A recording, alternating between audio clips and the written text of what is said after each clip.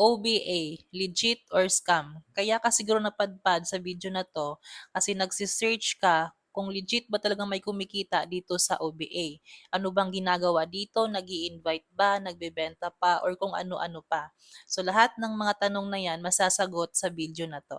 Tanong, legit ba ang OBA or scam yan? So linawin muna natin, ano ba pag sinasabing legit? Pag sinabing legit, ito yung well-established business na registered sa government. Now, kung nakapanood ka na ng webinar orientation, doon naman dinidiscuss yung legalities. Now, kung ang tanong mo sa akin kung legit bang may kumikita dito, yes of course. Kasi ako mismo, part ako ng OBA and ito na rin yung bread and butter ko for almost 2 years. Ito rin yung dahilan kung bakit nakapag-resign ako sa previous job ko as BPO employee. Now, ano ba ang ginagawa? Nagbebenta ba? Nag-invite-invite? Recruitment ba ito?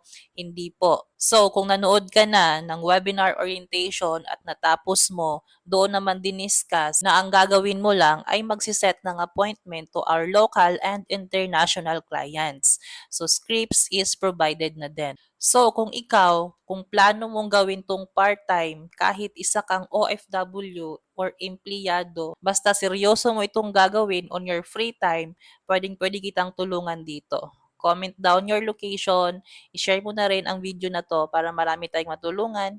God bless.